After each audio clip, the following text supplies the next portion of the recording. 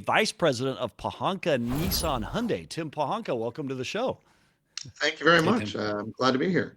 We're pumped you're here. Tim, the first question we ask everybody is how's biz? And as part of that, tell us a little bit about yourself and what you do. Well, business is obviously unique as it's been for everyone over the last few years, Yeah. and obviously for the last few months with the government shutdown. I Yeah. am a vice president for the Pohanka Automotive Group. Here, I'm in Fredericksburg, Virginia. Love this little town, and I've been in the business for over 30 years, and the family's been having dealerships for over 100. So, Wow. we're relatively ingrained in the automotive industry. So, as Virginia based, the government shutdown did have an impact on you. What was the Yeah. impact and how are you powering out of it now, You know, resumption of services? it was unique to say the least. Normally, the DC area has been immune to types of problems in the economy, but Yeah. not when the government shuts down. Then it Yeah. becomes a real problem for everybody. Yeah. Appointments were getting canceled. Customers were putting off maintenance. They were putting off buying cars. Yeah. So once they announced that they were back open, we saw a lot of energy back into it. But there's still people concerned, whether or not they're going to extend it in January, and whatnot.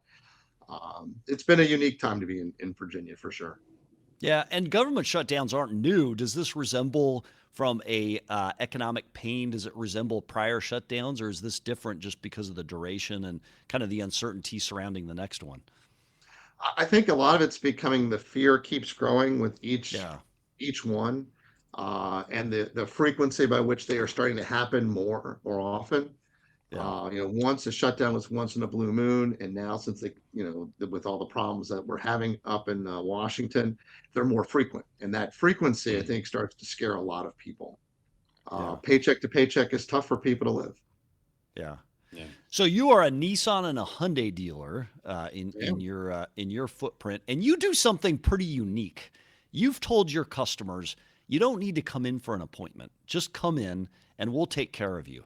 Wow. How on earth does that work, Tim? Like that sounds It, like a fixed ops director's worst nightmare. it can be, and it's not just me and my footprint; it's the entire automotive group, Wow. and it works out very well. When you think about it, your car doesn't break on an appointment. Yeah. So why should you have to come in on an appointment? Yeah. And that really was the impetus of it. And I'd love to say that I came up with it, but John Goings, our director of service, did, and it makes sense.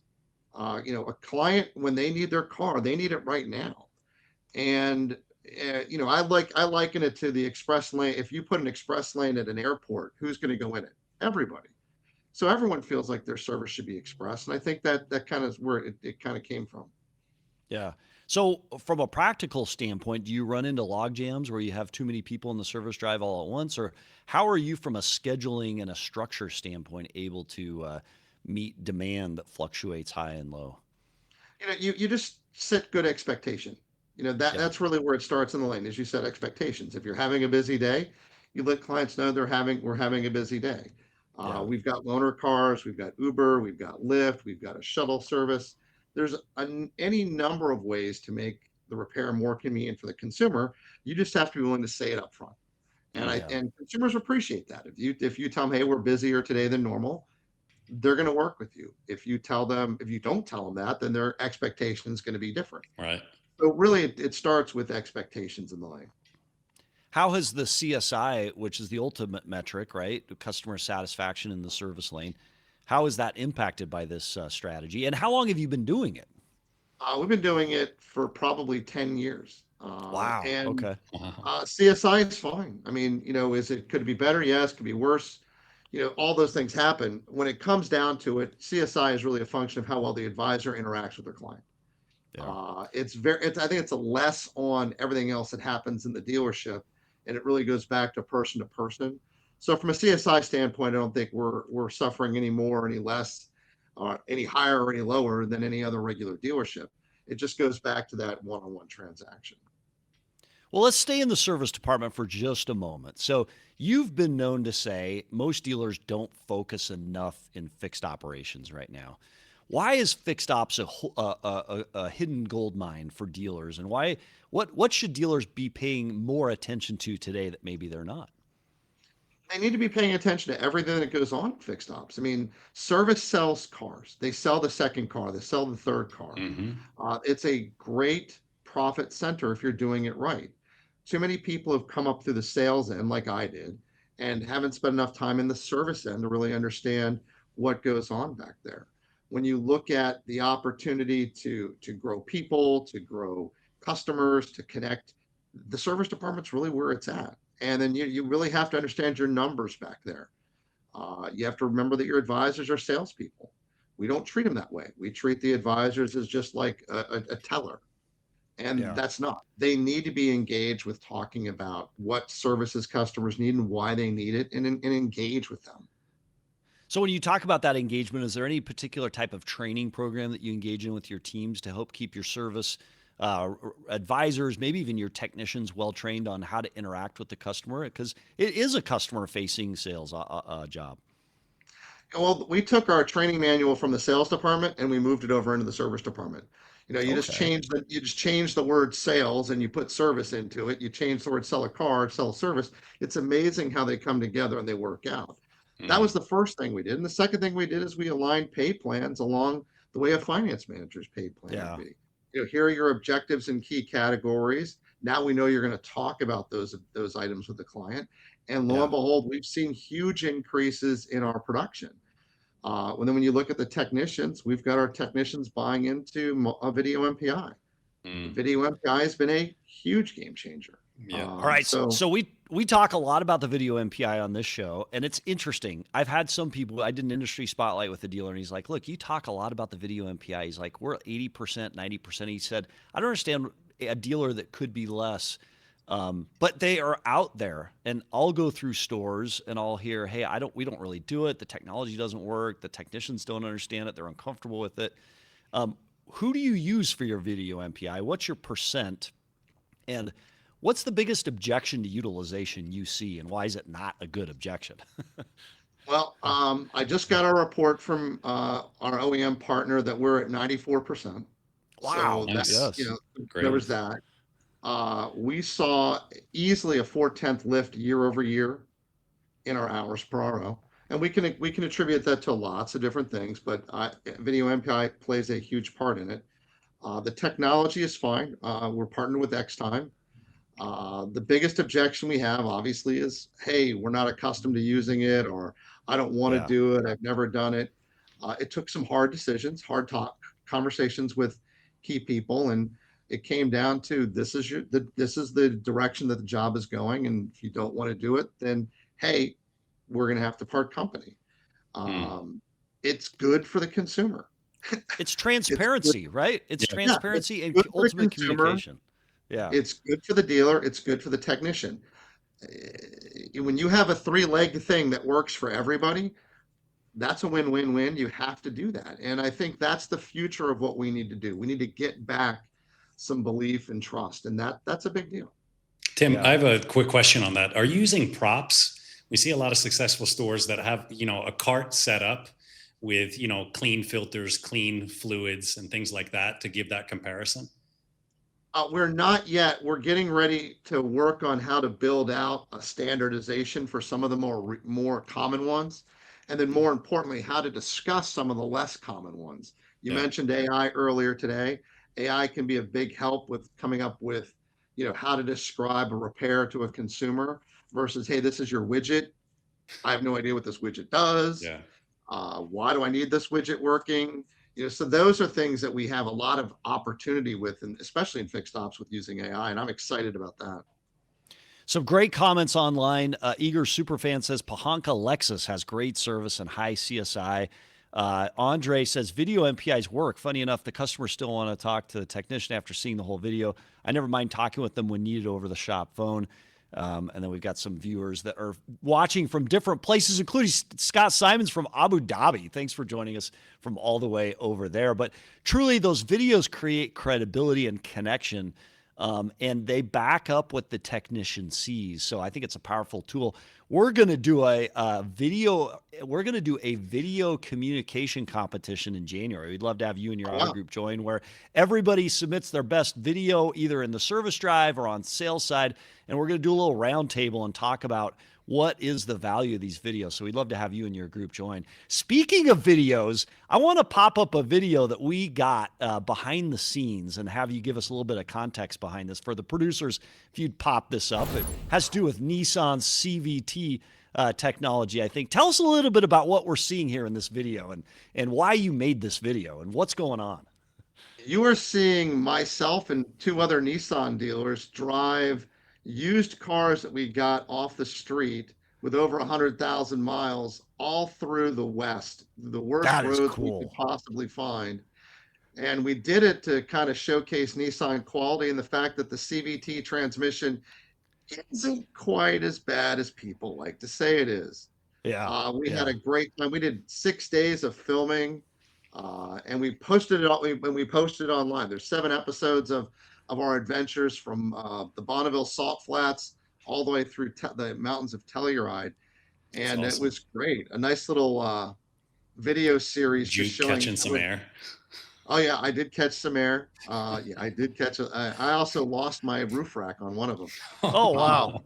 Yeah, Did, yeah. It's did Go you ahead. drive it the whole way or did you Yeah. trailer it parts of the way? Yeah. It was shipped over to Utah, and then Okay. once we got to Utah, we drove it 1,600 some miles through Wow. anything we could find, and we had. I mean, it was filmed. I mean, it's an amazing series. I mean, they're about 15 minutes What? each of 7 episodes, but we took the cars through rivers, we took them over sand, we took them over rocks, we took them. We were doing donuts in a dry riverbed. It was What prompted you to do this? Top Gear. Like that's a lot of work.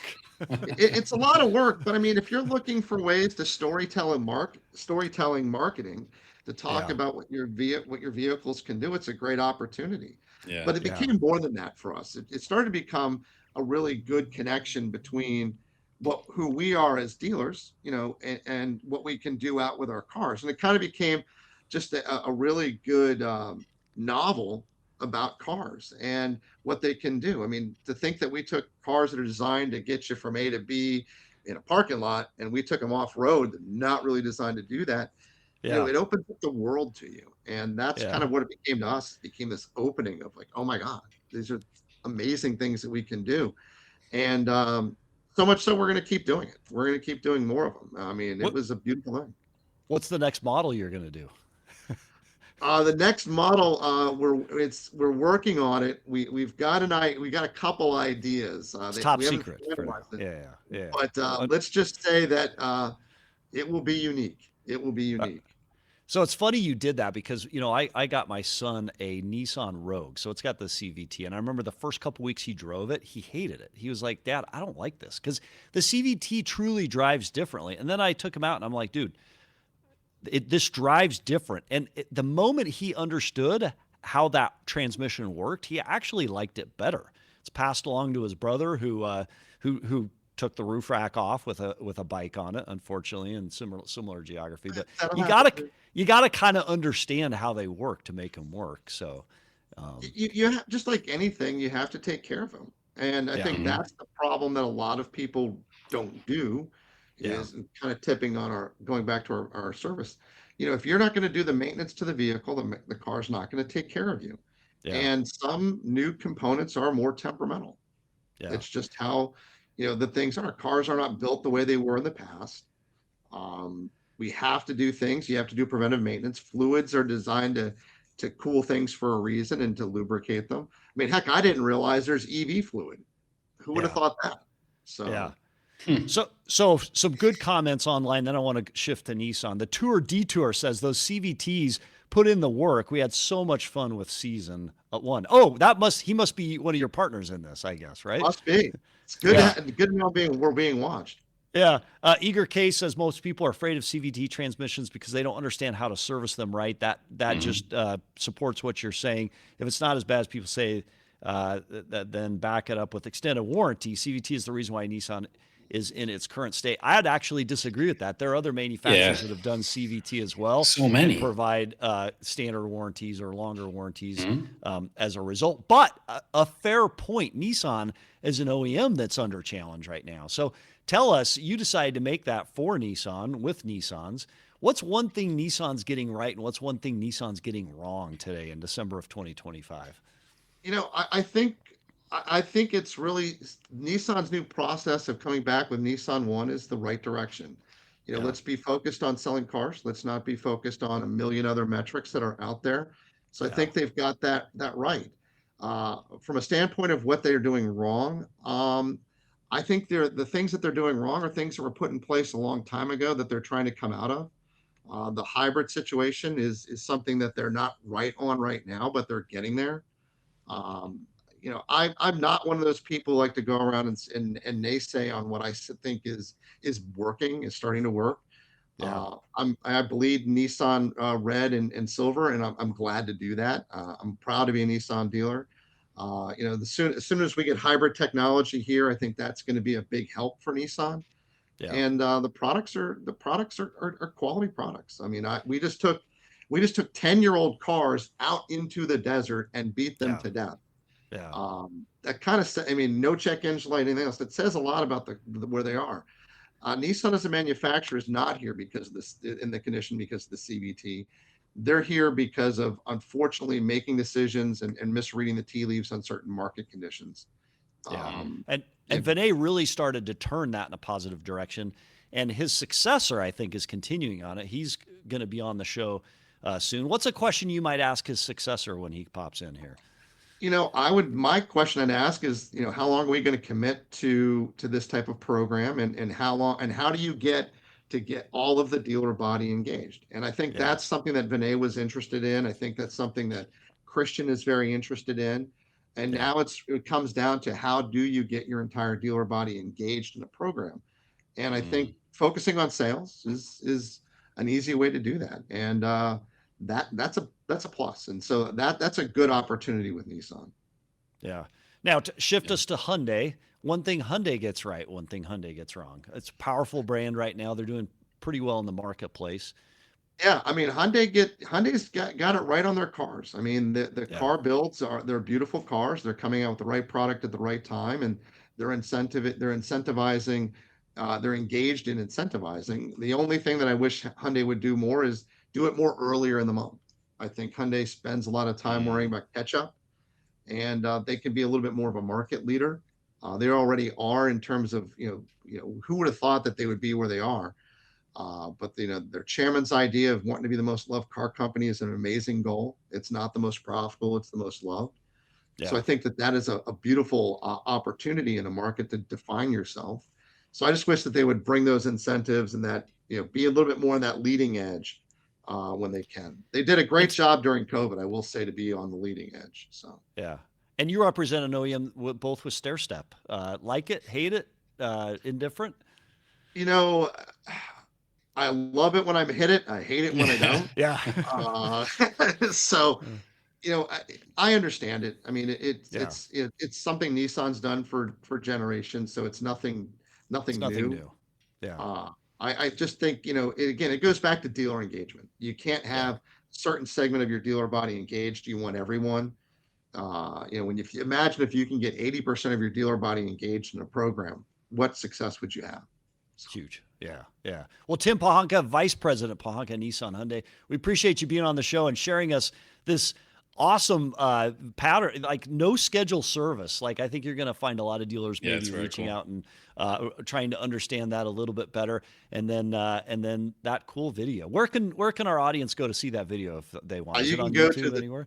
Yeah, it's on YouTube, or you can go to the website to thetourtour.com, like, follow, share, subscribe, all those great things that we Love like it. to say. Well, But it is important, and it's important to get out there a message about the car industry that's not, focused on just buy, buy, buy, buy, buy. It's about who we yeah. are as individuals. And Tim, are you the next Top Gear? That's the question. Hey, I would not be ashamed if someone wanted to come to me with Top Gear money and help us produce a show. That Yeah. would not be a bad thing. That would Yeah. be a fun A thing. work. That's a work of Ti- art. Tim It Pohanka, is a thanks work. for being on the show. We appreciate you Thank you being very here, man. much. Thank Thanks, you. Tim.